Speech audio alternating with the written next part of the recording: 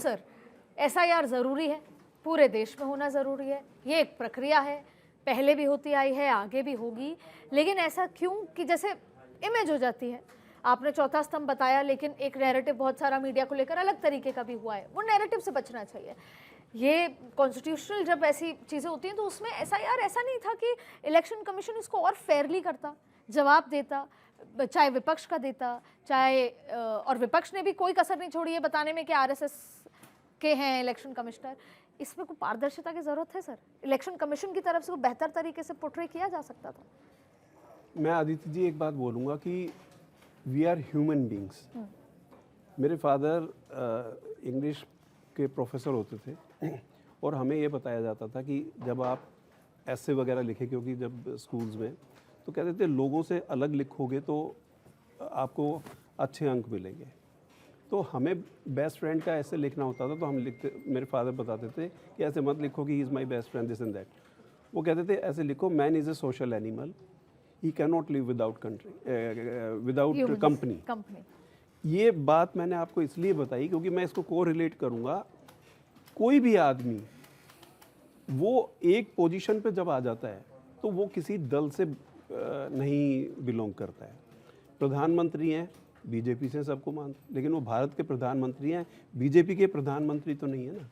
RSS के किसी की आइडियोलॉजी, किसी की अंडरस्टैंडिंग, किसी की लाइकिंग, किसी एक पर्टिकुलरली किसी भी रीजनल किसी भी पार्टी के साथ किसी की आइडियोलॉजी किसी एक पर्टिकुलर सेक्ट के साथ हो सकती है, but once he acquires that particular position he becomes national figure. वो नेशन का आदमी है। इसी इलेक्शन कमीशन का जो चीफ इलेक्शन कमीशन है वो आज की डेट में इस बात को मानते हुए भी कि उनकी आइडियोलॉजी या उनकी लाइकिंग एक पर्टिकुलर विचारधारा की हो सकती है, लेकिन उसका मतलब ये नहीं कि अगर वो सीट पे बैठ गए तो वो बस वही काम करेंगे जो उनको पसंद हो। मेरा कहने का मतलब ये है, विचारधारा और कार्य ये दोनों अलग अलग चीज़ें हैं। आपको संविधान से बंधकर काम करना पड़ेगा। आप किसी भी उस पर जाएंगे, you are bound by constitution. Constitution जो आपको प्रोवाइड करता है आप उसके हिसाब से आगे चलेंगे, क्योंकि आपके ऊपर भी एक और चीज़ है जिसकी नज़र है, वो है कोर्ट। और कोर्ट फिर वहाँ मुझे तो कोर्ट ने कहा कई बार डायरेक्शन दिया है देते हैं कमीशन को। मैं आपको बता दूं, अब एक क्वेश्चन और था, उसका भी मैं आंसर करना चाहूँगा बिफोर आई फॉरगेट। आपने कहा कि ठीक नंबर ऑफ कि कितना पलायन हुआ ये बिहार से, और ये अभी परसों की बात है, दिल्ली हाई कोर्ट में एक पीआई लगी, और पीआई लगी कि जो ग्राउंड वाटर को एक्सट्रैक्ट करके लोग बाग बेच रहे थे। और आप देखिए कि वो महिपालपुर के पास कोई इजरायली कॉलोनी मैंने तो पहली बार सुना था। वहाँ पर वो पानी की सप्लाई होती है। उस इजरायली कॉलोनी का एक पहाड़ी के पीछे मतलब जो लोगों की नज़र में ना आए ऐसा सा जगह वो थी। बाद में पता लगा कि वहाँ पर जो मैक्सिमम लोग थे वो सारे के सारे घुसपैठिए हैं। कोर्ट ने डायरेक्शन करी कि पता करो कौन कर रहा है, क्या कर रहा है। लोकल पॉलिटिशियंस की कुछ इन्वॉल्वमेंट भी थी, और बेसिकली बोरिंग वाटर को रुकवाने के लिए वो पीआई लगी थी। बट आप बताओ कि अगर वहाँ पर आइडेंटिफिकेशन ऑफ वाटर्स हो रहा है पर्टिकुलर स्टेट में, XYZ कोई भी स्टेट है, जब होने लगा, लेकिन आप वहाँ से इधर चल के आ गए, तो जो आप कहते हैं कि कैसे पता लगाया जाए कि कितनी संख्या है, कैसे पता लगेगा? अब वो वहाँ पर जो बांग्लादेशी थे यहाँ इजरायली बन गए। और ऐसी सर लाजपत के पास ऐसी कॉलोनी है जो अफगानी कॉलोनीज भी, अफगानी कॉलोनीज पे स्टोरी की थी। क्योंकि मेरे पास आखिरी के 5-7 मिनट बचे हैं और हमने खूब सारी सवाल जो है ममता दीदी पे, सरकार पे, इलेक्शन कमीशन पे उठाए। मेरा एक कंसर्न है, और अब शायद मैं चाहती हूँ कि इस राउंड में हम बतौर एक्सपर्ट या पत्रकार बात नहीं करें, हम एज अ वोटर बात करें। तो मेरा एक इम्पॉर्टेंट सवाल है, आखिरी तीनों से एक एक करके मैं आऊँगी। आपको लग रहा है कि वोटर बहुत स्मार्ट है, वोटर बहुत ताकतवर होता है, कम से कम एक दिन तो बहुत बड़ा ताकतवर होता है जो सत्ता हिला सकता है, लेकिन अब वोटर भी ऐसा हो गया है कि अच्छा इसके जैसे झारखंड में सरकार ने खाते में पैसे डाले तो आप देखिए जेएमएम, तब तक वो सत्ता में नहीं है, बीजेपी तो नहीं प्रूव कर पाई। वही 10,000 रुपये बिहार में गए या महाराष्ट्र में गए तो वोट बीजेपी को। आपको लग रहा है कि वोट नैरेटिव से नहीं अब कैश फ्लो से खरीदा जा रहा है, मतलब I want to be little decent, कि क्या है ये, वो वोट से हो रहा है डिराइव कि हम भाई अब आप, और ये शुरुआत साउथ से हुई है, डीएमके का आप अगर वो पढ़ेंगे तो आपको रियलाइज होगा। और वैसे ही आप बंगाल में जाएंगे, दीदी दे रही है 1500 रुपये, बीजेपी दे रही है 3000 रुपये।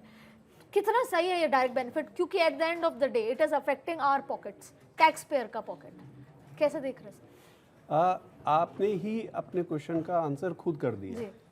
आप ये कह रहे, आपने बोला कि वोटर बहुत स्मार्ट हो गए हैं, तो आपको लगता है कि क्या but when you are smart, ऐसा तो नहीं है हम भूल रहे हैं what is right what is wrong sir. No हम लोग छोटे स्पैन के लिए अच्छा बुरा देख रहे हैं, नॉट लॉन्गर टर्म। नहीं, मैं जो कहना चाह रहा हूँ कि वोटर अब स्मार्ट हो गया है, वो पैसे भी ले लेगा और काम वही करेगा जो उसके मन की पसंद की है। काम हमेशा बोलेगा, काम हमेशा बोलेगा। आप अभी हमने चर्चा में हमने नक्सलवाद की बात करी।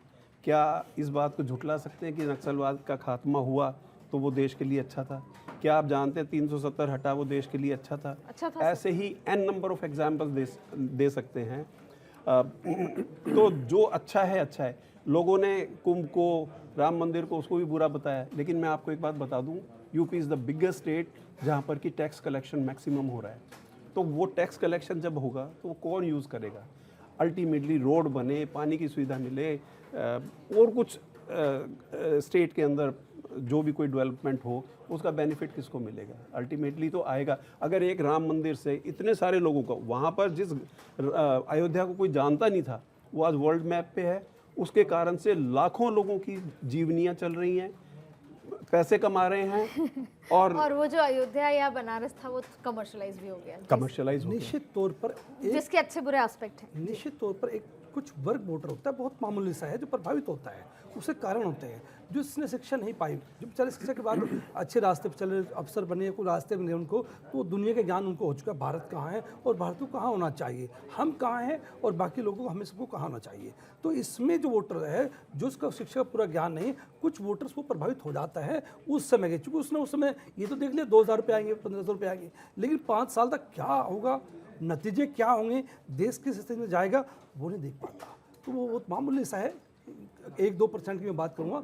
अदरवाइज वोटर बहुत स्मार्ट हो चुका है, सारी बातें समझता है, वो वहाँ बातें कुछ और करता है, वोट वहाँ डालता है, वो देश की बात करता है। कुछ पार्टी के पक्ष में होता है, इसमें संदेह नहीं है, लेकिन वो आज भी दुखी है। जब हम राहुल गांधी की बात करते हैं तो राहुल गांधी की जो पार्टी के वोटर्स है या उसे कार्यकर्ता है, वो दुखी होकर तो वहाँ वोट डालने जाते हैं।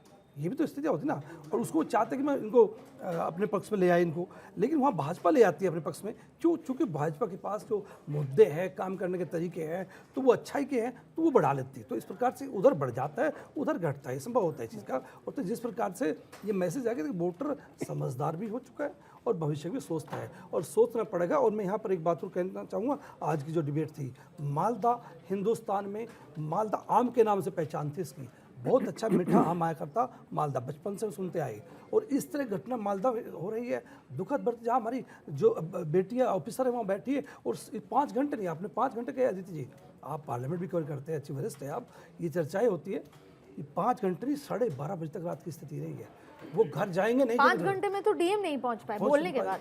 आदित्य जी घर जाएंगे, कब जाएंगे कब नहीं पहुंचेंगे। नहीं, वो तो एक ऐसी घटना थी जिसको कंडेम करना चाहिए पूरे देश में, और इसकी मिसाल बननी चाहिए, मिसाल इसका मैसेज जाना चाहिए देश में, और यहाँ सख्त होना चाहिए कानून को। और उनका धन्यवाद करेंगे हम, जो चीफ जस्टिस उन्होंने जो फैसला लिया रात को और उस पर ध्यान दिया, इस पर एक्शन बड़ा हो, देश में मैसेज अच्छा जाएगा। अन्यथा निगेटिव स्थिति, पहले वही भी स्थिति होगी जैसे आज पश्चिम बंगाल में है, फिर बिहार उत्तर प्रदेश दोबारा पैदा हो जाएंगे। आदित्य जी एक बात बोलना चाहूँगा, इर्रिस्पेक्टिव ऑफ कि आपकी इंक्लिनेशन, आपकी लाइकिंग किसके लिए है। बहुत टाइम पहले कई बार क्या होता है कि आप जैसे कहीं जा रहे होते हैं तो किसी ऑटो के पीछे, ट्रक के पीछे कुछ लिखा होता है जो काफ़ी इट कैरीज सम मीनिंग। मैंने पढ़ा था कि अगर गलत काम हो रहा है आपके पड़ोस में और आप चुप हैं तो अगला नंबर आपका है। तो मेरा कहना, मैं इस बात से ये कहना चाह रहा हूँ कि जो भी लोग जो गलत बात को, वो कोई भी जगह हो, बंगाल हो, बिहार हो या कोई भी देश का हिस्सा हो, अगर आप आज चुप हैं तो आप समझ लीजिए कि वो आज उनके सगे नहीं हुए, कल आपके सगे नहीं हुए, अगली बारी आपकी है। इतना मेरा कहना। एक बात रह गई थी सर, आरजीकर वाली जो पीड़िता कि माता जी को टिकट देना बीजेपी की कितनी बड़ी स्ट्रैटेजी आप मानते हैं? देखिए, उससे एक तरह से ये हो गया कि जो जिसकी आवाज़ वहाँ पर कोई सुनने को तैयार नहीं था और एक पार्टी की वजह से उसको एक तरह से शोषित मतलब एक तरह से करके रखा और पूरी तरीके से मतलब उसको दबाने का काम किया, उसको ऊपर उठा करके लाकर, यानी कि कहीं से भी कॉमन जैसे कोई आदमी है तो उसकी आवाज़ को ऊपर उठाने का काम और उसको टच करने का काम और उसको लेकर के आगे वो रिप्रेजेंटेशन आगे करे, तो एटलीस्ट उसके पीछे ये स्ट्रेटेजी की एक तो यह है कि उस समाज को टच किया, उसके साथ साथ में आगे आकर के वो पार्लियामेंट में या विधानसभा में कहीं पर अगर जाती हैं तो वो एक दर्द को लेकर साथ जाकर के, और दूसरे जो इस तरह के दर्द कोई अगर होगा करता है या तकलीफ कोई किसी को अगर फेस कोई करनी पड़ेगी बाई चांस खुदा ना खास्ता, तो उसको लेकर के आगे बेहतर तरीके से और पूरे ईमानदारी से आगे तक ले आने का काम करेंगे, उसमें कोई भी तरह की कुछ मतलब वो दिक्कत और परेशानी हो तो उसको लेकर किया। और ऐसे बहुत सारे जैसे खिलाड़ी कुछ हो गए, बिल्कुल जैसे गरीब खिलाड़ी थे जिनका टिकट के मतलब एक मान के खर्चे भी बाद में करने के लिए पैसा नहीं था, उसको लेकर के, तो वो एक बहुत बढ़िया संदेश है और बहुत बढ़िया तरीका है। और उसमें एक तरह से कहीं उनके जख्मों पर नमक मतलब छिड़कने का काम जैसे पहले टीएमसी ने करने काम किया था, तो उस पर मरहम लगाने का काम भी होगा और उसके साथ साथ एक अच्छा मैसेज देने का जो काम है वो बेहतरीन और बढ़िया मैं समझता हूँ इसी को लेकर के। बिल्कुल, मैं इसको वाइंड अप करने से पहले बस एक चीज़ कि पिछली बार बुद्धिजीवियों जो एक हम मानते हैं बंगाल को लेकर, वो काफ़ी बीजेपी ने संपर्क करने की कोशिश की, लेकिन इस बार उन्होंने फीडबैक दिया कि पिछली बार हमने देखा कि कार्यकर्ता झंडे, होर्डिंग, बड़े बड़े बाजे, बैंड ये सब लेकर आए जो हमें पसंद नहीं आए। हास्यास्पद बात यह है कि ये तो टीएमसी के कार्यकर्ता पता नहीं कब से कर रहे हैं, लेकिन क्योंकि बीजेपी ने किया पिछले चुनाव 2021 में, वो बुद्धिजीवी को पसंद नहीं आया, तो इस बार थोड़ी लो प्रोफाइल बीजेपी और बीजेपी के कार्यकर्ता हैं। तो उम्मीद करते हैं कि इस बार वो बुद्धिजीवी लॉ एंड ऑर्डर को देखते हुए, स्थिति को देखते हुए वो समझें कि वहाँ की जनता को क्या चाहिए और कन्विंस करने की कोशिश करें अपने अपने वर्ग में। जी मैं कह रहा था अभी चूंकि इसका संबंध नक्सलवाद वाले सब्जेक्ट से जो 30 मार्च को देश के लोकतंत्र के मंदिर में अमित शाह जी गृहमंत्री ने दिया है, उसको उस भाषण को सबको सुनना चाहिए, देश की जनता पक्ष विपक्ष को उसको देखे। उसका संबंध इससे भी है, अगर वो चीज़ सही तरीके से यूज की जाती पहले से कानून को, तो आज ऐसी स्थिति उसमें नहीं होती, इतनी माताएं बहना नहीं पैर कटते हाथ कटते और बर्बाद होती नक्सलवाद से। ऐसी स्थिति इससे है, ये वो गुंडागर्दी तैयार की जाती है। तो इसका संबंध उससे ये है कि जो लगातार कोशिश करते हैं कि अधिकारी कोई आप कब्जा कर ले या डराए, भय पैदा करे, उसको सुनेंगे तो इसका अंदाजा रिजल्ट आ जाएगा। आप सभी का इस चर्चा में जुड़ने के लिए बहुत बहुत शुक्रिया। देखिए, आज हमने जो चर्चा की उसका वजह पॉलिटिकल कम था, चुनाव में क्या नतीजे होंगे वो कम था। ज़रूरी ये था कि देखिए, अंग्रेज़ों के शासन से उनके जाने के बाद तक कोलकाता उस स्थिति में था जो शायद आज बॉम्बे से भी बेहतर होता, तब वैसा ताकतवर कोलकाता था। लेकिन फिर अंग्रेज़ों के जाने के बाद कांग्रेस के बाद लेफ्ट के बाद टीएमसी, और अब उम्मीद करते हैं कि वो सरकार आए जो कोलकाता को वहीं पर पहुंचाए जहां वो हुआ करता था, जहां वो देश की शान बने, ना कि आधी रात को इस तरह के भाषण, सरकारी कर्मचारियों को बंदी बना लेना, ना कि महिलाओं का रेप, और वो भी डॉक्टर और लॉयर जैसी बच्चियों के साथ जो हो रहा है, और फिर उनकी आवाज़ और उनको न्याय ना मिलना। तो आज की चर्चा का विषय पॉलिटिकल ना होकर ये बताना था कि क्या ज़रूरत है कोलकाता में, और शायद ये एक तरीके का बिंब जिसे कहते हैं, प्रतिबिंब कहते हैं, सिग्निफिकेंस कहते हैं, कि कैसे नक्सलबाड़ियों की जो उस थॉट प्रोसेस को ख़त्म किया गया, उस तरीके के चाल चलन को, आइडियोलॉजी को ख़त्म किया गया। उम्मीद की जा रही है कि वो सरकार जिसने पिछले 3 साल बार के कार्यकाल में ना ही कोई फैक्ट्री लगाई, ना ही कोई नौकरी दी, और कोलकाता जो कि एक लिटरेट जगह मानी जाती है, लड़कियां इतनी सशक्त हैं, वहाँ अब नई सरकार कुछ दे सके।